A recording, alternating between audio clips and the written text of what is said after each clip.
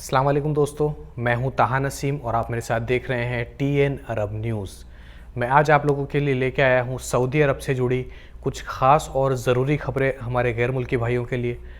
हज और उम्रा को लेकर अपडेट्स आई हैं और कुछ ऐसे काम हैं जिनमें जो है पुलिस ने बहुत सख्ती जो है म्यूनसिपैलिटी की तरफ से हो गई है, उसके बारे में आपको जानकारी दूंगा। इसके अलावा और भी अन्य खबरें जो है सऊदी अरब से हमारे पास आ रही हैं, तो सभी खबरों के बारे में विस्तार से बात करेंगे। आप हमारे चैनल पर नए हैं तो चैनल को सब्सक्राइब ज़रूर कर दें। तो चलिए खबरों की शुरुआत करते हैं।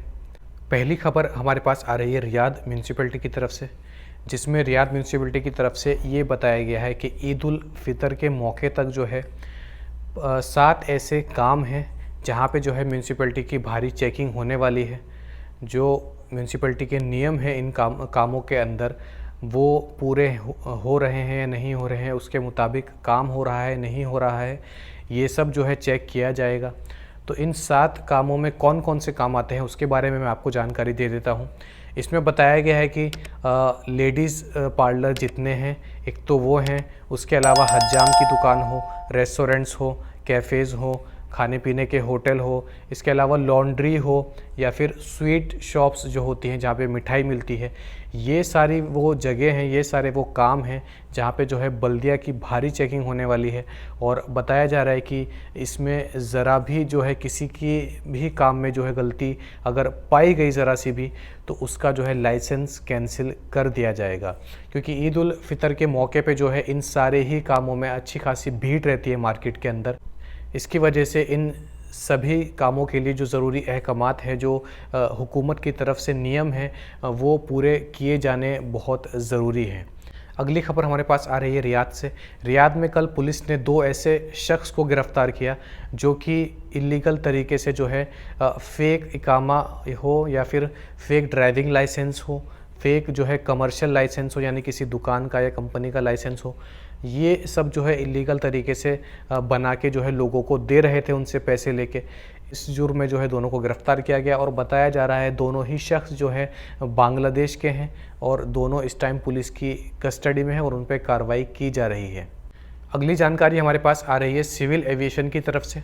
ये एक एयरपोर्ट का डिपार्टमेंट होता है, तो जिसमें जानकारी देते हुए ये बताया गया कि एक शख्स का जो है अधिकार ये है कि जब भी वो अपना जो फ़्लाइट का टिकट है वो अगर किसी वजह से उसको रिटर्न करना पड़ रहा है तो उस टाइम पे यानी कि उस सिचुएशन में उसका ये अधिकार है कि वो अपनी जो फ़्लाइट है जिसका उसने टिकट लिया था वो रिटर्न करते हुए उससे पूरे पैसे की मांग कर सकता है। जो उसका कैंसिलेशन चार्ज होता है वो देने के बाद में जो है उससे तुरंत जो है अपने पैसे रिटर्न लेने की मांग कर सकता है।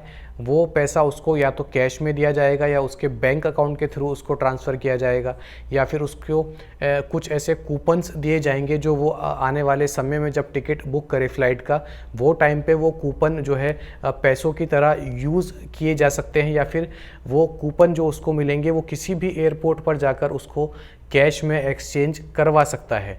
कोई एजेंट अगर आपसे ये बोलता है कि पैसा आने में जो है आपका 1 हफ़्ता लगेगा या 1 महीना लगेगा या नहीं मिल पाएंगे, तो ये सब गलत है।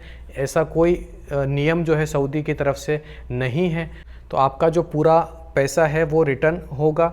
आपकी जो कैंसिलेशन फ़ी होती है वो काटने के बाद जितना पैसा आपका निकलता है वो एयरलाइंस की तरफ से आपको वापस किया जाएगा और 48 घंटों के अंदर जो है ये प्रक्रिया पूरी की जाएगी, यानी कि 2 दिन के अंदर आपका पैसा आपको रिटर्न मिल जाएगा। अगली खबर हमारे पास आ रही है हज एंड उम्रा कमेटी की तरफ से। हज और उम्रा कमेटी ने इस रिपोर्ट में ये बताया है कि जो लोग सऊदी के अंदर से इस बार हज करने जा रहे हैं, जिन्होंने हज की बुकिंग कर ली है, उनकी जो 3rd इंस्टॉलमेंट है यानी कि जो लास्ट इंस्टॉलमेंट है वो 30 अप्रैल तक भरी जानी चाहिए, नहीं तो उनकी जो हज की बुकिंग है वो रद्द कर दी जाएगी, कैंसिल कर दी जाएगी। मैं आपको बता दूं सऊदी अरब के अंदर इस बार जो है ये पहली बार हुकूमत ने ऐसा नियम लाया है, यूँ कहे ऐसा ऑफ़र लाया है जिसमें ये बताया गया कि आप अगर सऊदी के अंदर से जो है इस साल हज करने जा रहे हैं, यानी कि आप सऊदी सिटीज़न हैं, सऊदी नागरिक हैं या फिर गैर मुल्की है जो कि अपने इकामा के थ्रू हज की बुकिंग कर सकता है, तो ऐसे लोगों के लिए जो है हुकूमत ने ये ऑफ़र निकाला है कि वो जो अपना उनका पूरा अमाउंट है वो या तो एक बारी में भर सकते हैं या फिर उनको जो है 3 इंस्टॉलमेंट में डिवाइड कर दिया गया है, जिसका जो है 20% जो है आपको बुकिंग करने के 72 घंटे के अंदर अंदर भरना पड़ेगा। वो फर्स्ट इंस्टॉलमेंट होगा। उसके अलावा 40% की 2 इंस्टॉलमेंट जो है आपकी 30 अप्रैल तक भरी जानी चाहिए। उसी के बारे में ये जानकारी थी कि आपकी जो लास्ट इंस्टॉलमेंट है वो 30 अप्रैल तक भरी जानी चाहिए, नहीं तो आपकी जो बुकिंग है वो कैंसिल कर दी जाएगी। अगली खबर हमारे पास आ रही है पाकिस्तान से।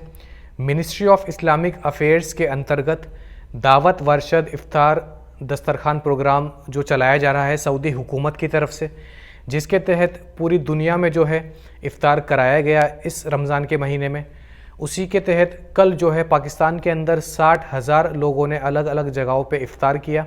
उस कैंपेन के अंदर बताया जा रहा है कि 22 अलग अलग शहरों में ये दस्तरखान लगाए गए, जिसमें जो है रावलपिंडी, सिंध और कराची, इसके अलावा टोटल 22 ऐसे शहर थे जहाँ पे ये दस्तरखान सजाए गए और लोगों ने एक साथ बैठकर जो है इफ्तार किया। इन शहरों के अलावा पाकिस्तान के अंदर जितने भी मस्जिद, मदरसे या फिर अनाथालय थे, वहाँ पे भी जो है इस प्रोग्राम के तहत इफ्तार का दस्तरखान लगाया गया और लोगों ने रोज़ा इफ्तार किया। अगली खबर हमारे पास आ रही है भारत से। क्या आप लोगों ने कभी ऐसा सुना है कि बिना आग के इस्तेमाल किए कोई भी चीज़ जो है पकाई जा सकती है खाने वाली, वो कोई सब्ज़ी हो या कुछ और हो? मैंने तो ऐसा कभी नहीं सुना था, लेकिन कल जो है भारत के अंदर भारी गर्मी पड़ने की वजह से जो है पश्चिम बंगाल से एक खबर आ रही है। पश्चिम बंगाल में जो है एक शख्स ने बिना आग जलाए सूरज की गर्मी से ही ऑमलेट बना दिया। जी हाँ, उसने जो फ्राई पैन होता है वो धूप में रख दिया दोपहर के समय। इतनी तेज़ धूप थी, इतनी तेज़ गर्मी थी कि उसने धूप में वो फ्राई पैन रख दिया और जब कुछ देर बाद वो फ्राई पैन गर्म हो गया, उसमें जो है अंडा डाल दिया और कुछ ही मिनटों में देखते देखते ऑमलेट तैयार हो गया। तो ये एक अनोखी खबर थी। इसके बारे में आपकी क्या राय है, आप हमें कमेंट करके ज़रूर लिखें। तो ये थी आज की कुछ ज़रूरी खबरें सऊदी अरब से जुड़ी हुई हमारे गैर मुल्की भाइयों के लिए। ऐसी ही खबरें मैं आप तक डेली पहुंचाता हूं, तो आपने हमारे चैनल को अभी तक सब्सक्राइब नहीं किया है तो सब्सक्राइब कर दें और इस वीडियो को शेयर करके अपने सभी दोस्तों तक पहुंचाएं। मैं ताहा नसीम अब आपसे इजाज़त चाहता हूं। इंशाल्लाह जो है कल मज़ीद खबरों के साथ आपसे फिर मुलाकात होगी।